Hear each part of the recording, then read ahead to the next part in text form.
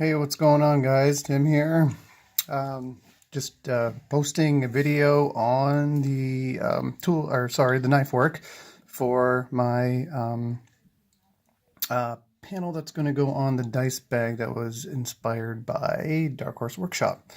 So, one tip, even though this really isn't a tutorial or anything, I would suggest to people out there who are getting started is make sure your blade is sharp.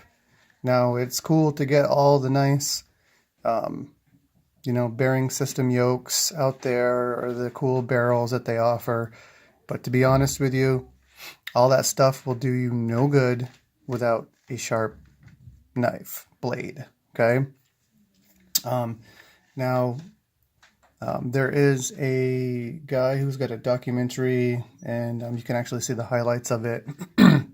Christian, oh shit, I always forget his name, but he's got a really cool documentary on there. He does like beautiful work. He incorporates with his furniture and stuff. But he goes into detail about how to actually do a knife sharpening. And he also highlights the fact that many people, will tell you to do one of these numbers, get yourself a strop, and hit it a couple times with the jeweler's rouge, clean it up, and then you're good to go. That is not the case, particularly when you are, getting a new blade, unless it's coming from, like a site like a Berry King or whatever. But even them, I make sure to go ahead and properly sharpen in the way people can get all the way down to like super, super fine grit. But getting a tri-stone like this has paid off hugely for all the blades that I have. So make sure that you are sharpening that knife blade, or else you're just going to feel the pull. I actually used a dull knife that I thought was sharp for maybe a year and a half. And even so, when I started sharpening my knife, I used a dual-sided stone, which it did okay, but it just didn't get it that last little bit that I really needed before the strop polish. And you'll definitely see the difference once you get it right. Don't be afraid to do it. That was my big thing. Is I'm like, well, I'm going to screw up the factory edge, and then I'm going to have a useless blade. Well, me being too cautious when I was sharpening actually did more harm. I actually had a knife that I had gotten from Wrangler leather. I think that's the name of it. It's really, really nice, like lightweight barrel and everything. And their blade came pretty sharp, and then I ended up screwing it up really bad, and it was dragging so bad, and I couldn't get it right. Finally, I did. And I just found out that, the blade itself is a little bit wide and it's not the best for my style. So I stick to, I don't know if I've ever talked about my go-to knife here, but it's a Berry King blade, Berry King barrel, but the yoke is craft tool. I haven't found a better bearing system yoke out there. It is a little bit heavy, but this is kind of a Frankenstein knife, and it is the best. I would never ever use anything else but this, and that's my personal preference. So I'll start going here, and bear with me. It's a little bit tough for me to get a good camera angle when I'm doing this, so if it doesn't come out the best, I apologize.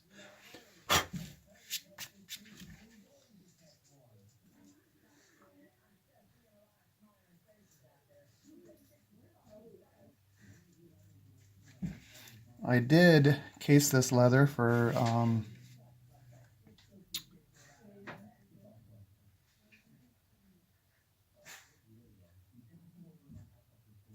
about, I want to say a day maybe, and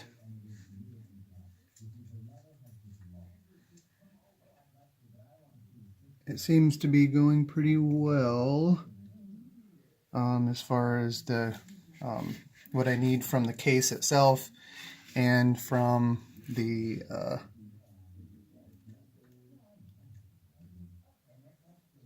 blade. And I actually did resharpen this blade recently, which I really wasn't clear on how often I should do that, because once I get this sharp, it actually feels so much better than when I had had the original sharpness of my knife. So then I kind of go longer than I should between sharpening. So after this last one, I'm thinking, and this is my suggestion, I'm not an expert, but probably sharpen your blade maybe every month and a half would be good, once you get the hang of it. Because I'm feeling the difference right now from these cuts I'm just making with this pattern here. And again, I apologize if things are going in and out of focus. The panel's a little long, and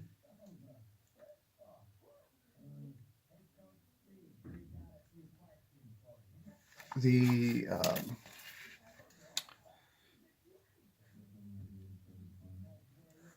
it's a little tough for me to talk and carve. Some people are seamless at it, which is very impressive. But for me, you can ask my wife about my multitasking. It's non-existent.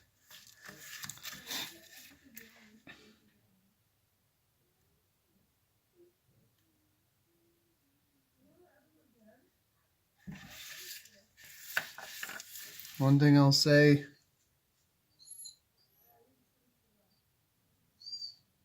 about knife work is that you definitely want to be practicing as much as you can.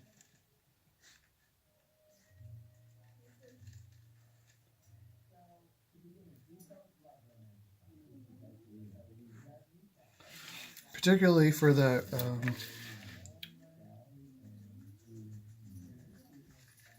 curved stuff. I actually just fucked this up right here by talking and cutting. I don't know if it's gonna pick that up, but I'm not happy with the way I did that. So I'm gonna pause it for a second, do some cuts, and then come back. So hang on. Hey guys, did a little more on the tooling here. There's knife work. I actually polished this up a little bit more, and then my sister came over, so it's actually been quite some time. Hopefully I don't have to damp this again. I'm gonna finish up maybe to here, then I'll pause it again, and then try to finish it up and show you the finished knife work. So bear with me with the camera angle and the recording, because it's obviously not ideal, but this is the best setup that I have, because I am not I don't have a renowned channel, so why spend the money on anything when I can do it with my Android phone?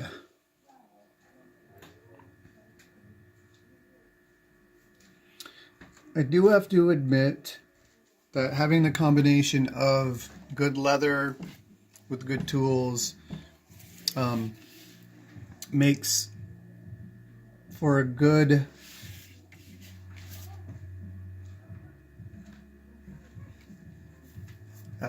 good-looking project. But I also acknowledge the fact that it's not so easy to obtain said leather quality and tool quality, financially speaking.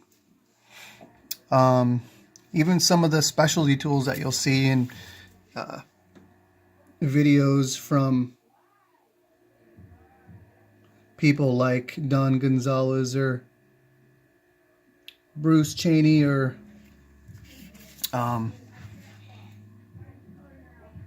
Dark Horse, you know, a lot of the stuff they find over the years, sometimes things are handed down.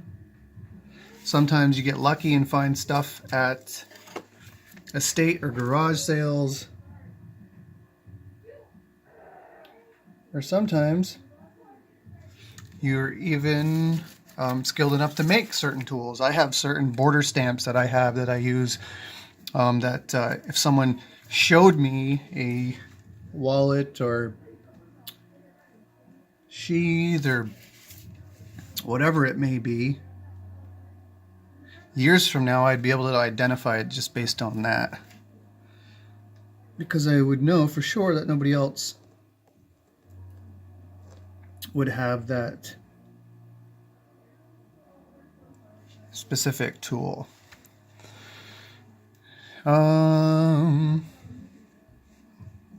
So we're getting into the 12-minute mark here, and I don't know how much you're going to want to hear me ramble about things, so I'm going to pause it again, finish up this tooling, and then have you take one last look at it before I start doing the I keep saying tooling, but it's actually the carving. So once I'm done the carving, when that's finished, I'll show you that, and then you can look at the then I'll get ready for the actual tooling.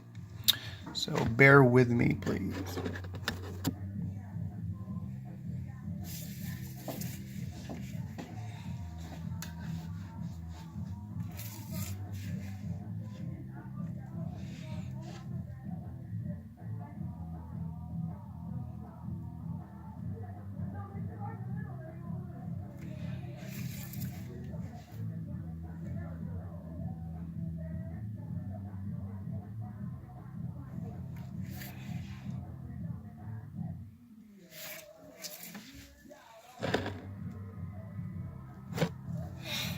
All right, that does it. There is the knife work on the gusset / panel that's going to go on the dice bag inspired by Dark Horse. I will get to tooling. I'm not sure exactly what I'm going to do other than I'm definitely going to put some scales on the serpent here. I got a tool not too far back that was I think I got it off Amazon possibly. It's kind of like a pear-shaped leaf type of deal with some texturing on it, and it actually makes the perfect scale. And let's see, other than that, I think I'll just bevel. I don't know if I'm going to do any backgrounding on here, possibly. All that type of stuff takes some time, but we'll see. I actually still need to go around the edge here. I'm just noticing that when you have it come up to the border here, this is the stitch line here that I actually need to use my groover on. But if you notice that this line here is actually the border that needs to be cut. I'm fairly happy with the job. There's a couple places that I don't like. As you can see right here, it's one of the problem areas, but I think it's because of the scarring in the leather itself. Sometimes that's unavoidable. Sometimes it actually can make it look a little better when you're doing your edge beveling, particularly if you use the style where you're placing it in into the groove itself, and you're kind of pushing along when you're hammering, and it actually kind of makes a uniformed bevel, and also gives it a more straight edge. I don't have my stamping tools here, else I'd show you how that goes. And yeah, so hopefully you enjoyed the video. It's a little bit longer than I thought it was going to be. Thanks for watching. Embrace your creativity and take it easy on this Sunday. Peace.